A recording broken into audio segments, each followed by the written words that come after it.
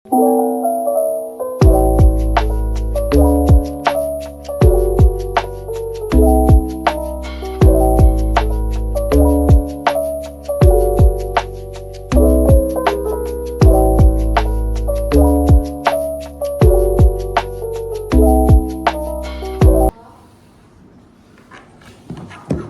aku sih nggak terlalu detail ya maunya apa, cuma kedengarannya kan mau tahu tentang suku.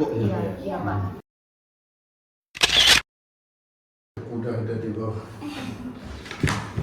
Soalnya tadi aku sebenarnya mau nyariin yang marketing priority yang biasanya emang fokus untuk jualan suku itu. Berhubung di sini nggak ada dan orangnya di area, tadi aku telepon sih agak sibuk. Jadi mungkin wakilin, nanti kalau yang kurang tahu ya mohon maaf, nanti bisa searching aja di internet, soalnya sekelihatannya ada semua sih. Oke, bisa langsung mulai aja.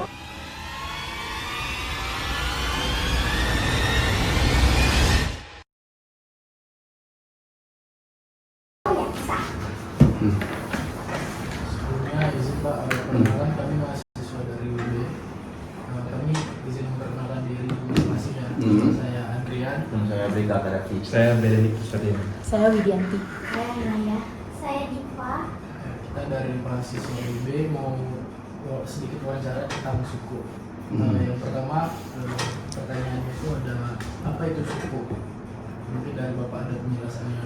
Kalau bahasa sederhananya ya, kalian tahu obligasi kan? Obligasi. Nah, suku itu bedanya sama obligasi. Kalau obligasi kan, kalau itu dia nggak ada underlying-nya, nggak ada aset apa yang dibiayain. Istilahnya gini, obligasi negara punya ngutang sama kita, tapi negara nggak butuh. Ngutangnya nggak perlu dijelasin sama dia, suka-suka dia untuk apa gitu kan. Bisa untuk pembangunan, untuk dia bayar utangnya di luar negeri, untuk lain-lain kita nggak ada. Tapi kalau suku itu harus ada underlying asetnya.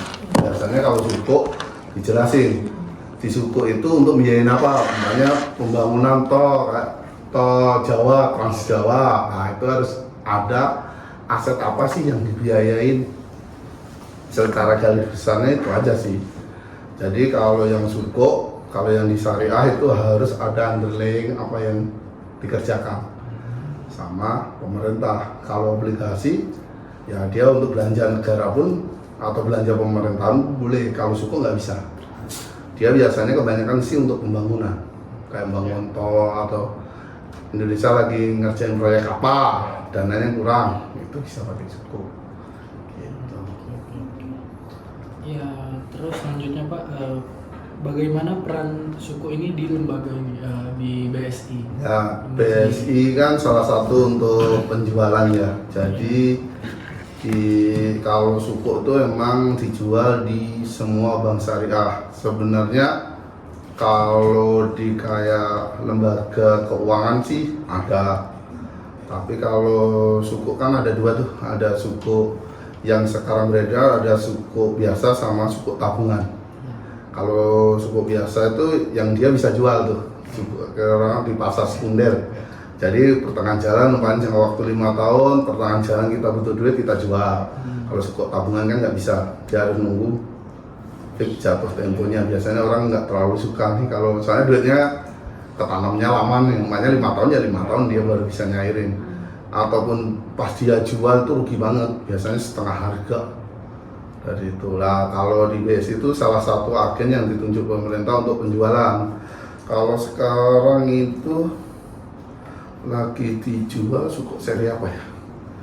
Entar dulu. Tadi aku tanya sama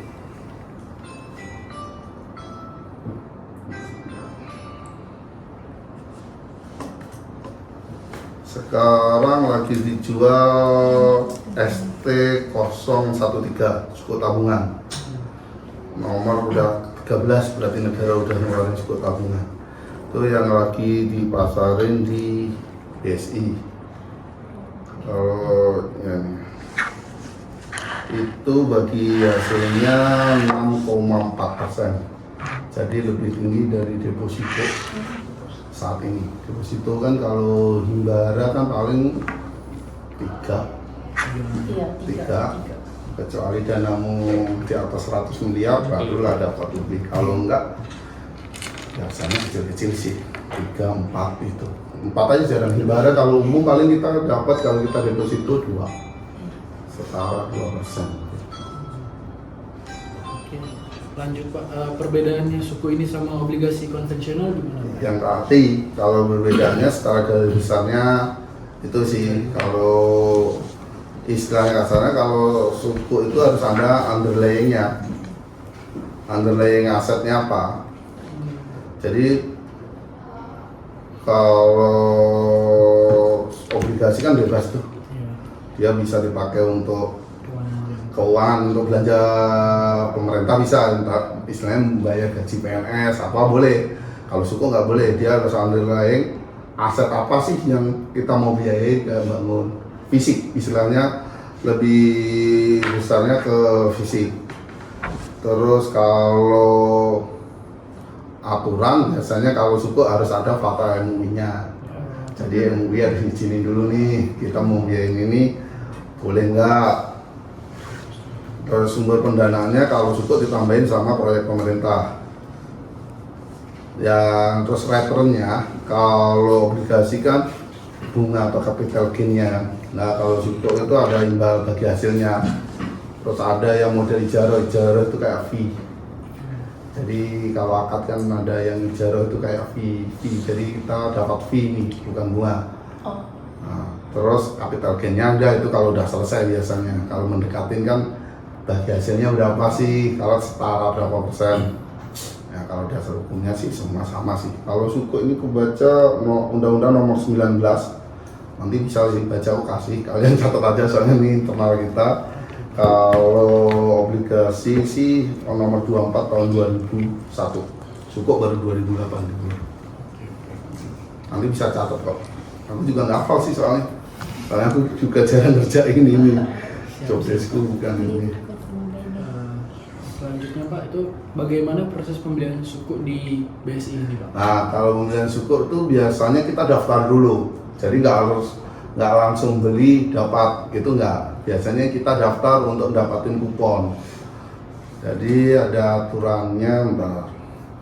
Kita dapatin kupon dulu.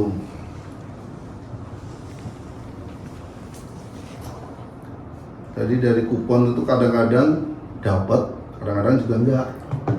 Jadi kalau pas suku retail biasanya rebutan. Jadi kita daftar dulu, ini dapat kupon. Nah, jadi kan ini ada nih penawaran. Jadi dari tanggal 8 sampai nanti tanggal 4 Desember. Itu kita daftar dulu istilahnya. Nah, nanti setelah itu tanggal 9-nya baru tetapin. Yang kita daftarin umpamanya kita pengen beli 1M. Nah, dapat nggak 1M tuh? Kadang-kadang dapat, kadang-kadang juga enggak. Soalnya setiap bank biasanya dikasih jatah. Biasanya kalau suku retail tuh yang rebutan.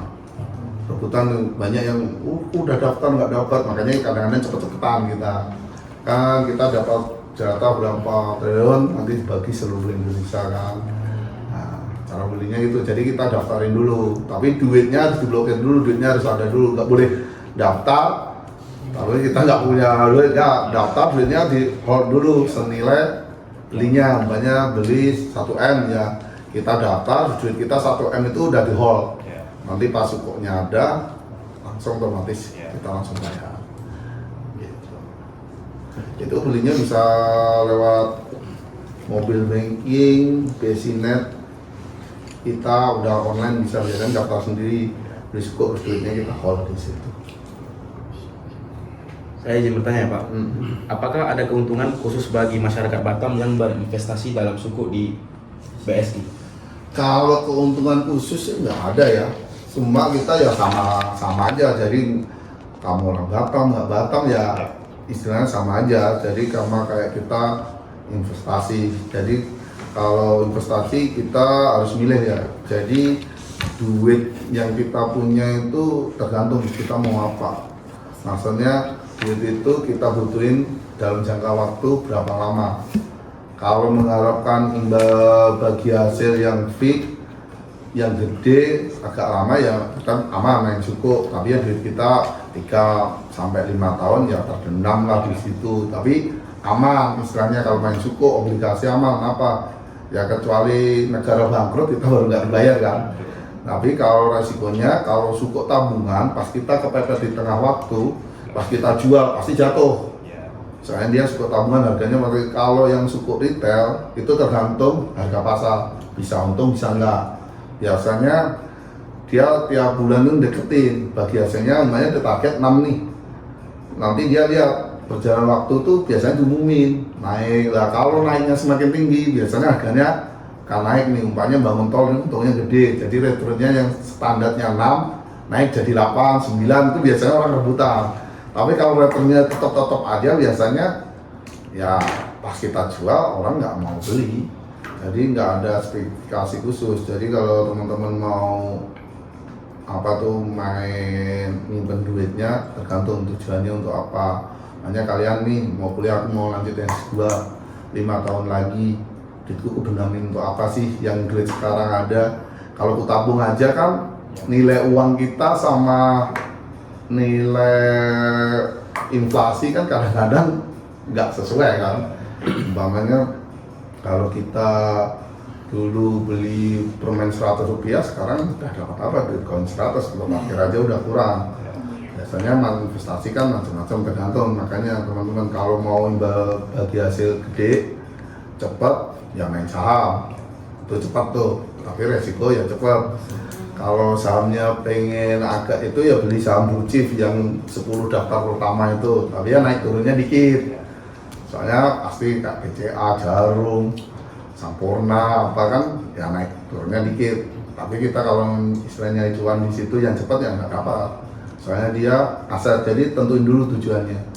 Kalau sekarang di BSI selain suku biasanya orang main emas. Yang cicil, kalau di BSI kan ada produk selain gade emas kan ada cicil emas, beli emas tapi nyicil gitu kan. Soalnya emas kalau jangka waktunya dia menengah ya, menengah panjang itu biasanya untuk. Soalnya kalau dulu kita beli kijang kotak itu pertama kali keluar,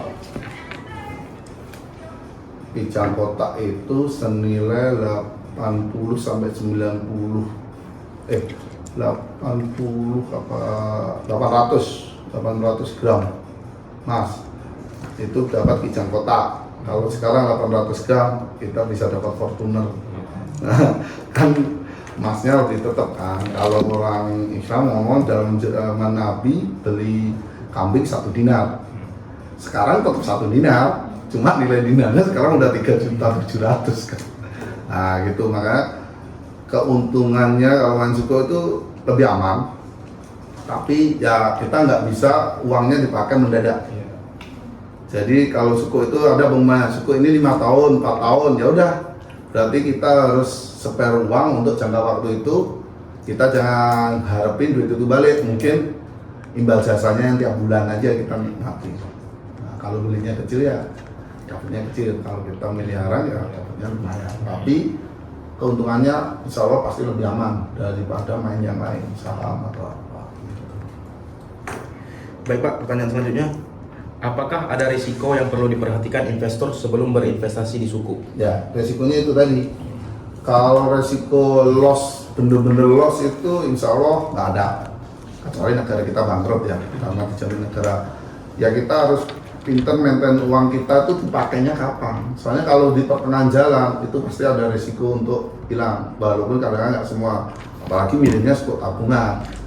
Pas dijual di tengah-tengah pasti hampir 50% hilang tuh. Tapi kalau suku retail kita lihat tuh di tengah jalan harganya bagus nggak. Nah, tapi ya kemungkinan turun juga pasti ada. Soalnya suku retail apalagi jangka waktu 5 tahun, 2 tahun baru kan belum kelihatan tuh. Kecuali udah tahun keempat itu kan, waduh bulan depan kuponnya dibayar segini ya, orang pasti rebutan. Kalau kuponnya kecil nih atau belum kelihatan nih hasil dari pembangunannya, ya biasanya bisa lossnya di situ. Tapi kalau selama kita tahu kapan kita butuh duitnya sih, insya Allah nggak sampai loss, sampai total loss ya. bagi masyarakat yang ingin membeli suku, apakah ada batas minimal investasi? Kalau batas minimalnya, coba kalau aturan yang terbaru saya cek dulu ya. Di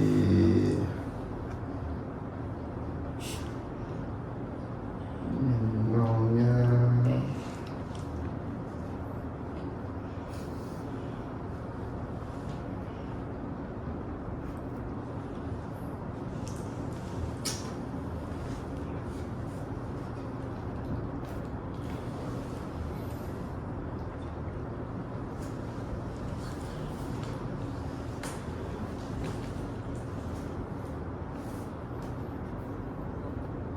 nominalnya 1 juta minimalnya, dan untuk maksimumnya ada yang 5M sampai 10M. Tuh, pelipatan 1 juta sama maksimumnya 5M untuk seri yang STO 013 T2 sama 10 miliar untuk STO 13 T4. Nah, itu ada seri-serinya. Ya dia beda-beda. Kalau retail belum tahu, soalnya saat ini kita nggak dijual sih retail.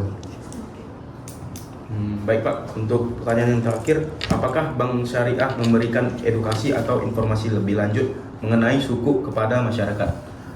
Kalau ke masyarakat umum sih kita belum ada ya. Kalau di Batam ya, mungkin di Jakarta sih bukan umum aja, biasanya kita emang ke segmen orang yang memang istilahnya udah melek investasi. Kalau kita jualan suku, kalau kita benar-benar blend, tawaran cukup bingung nanti ini untuk apa, duitnya nggak bisa, soalnya takutnya salah persepsi yang orang oh ini bisa tarik kayak tabungan sewaktu-waktu, pasti tarik rugi lah, nanti komplainnya di belakang.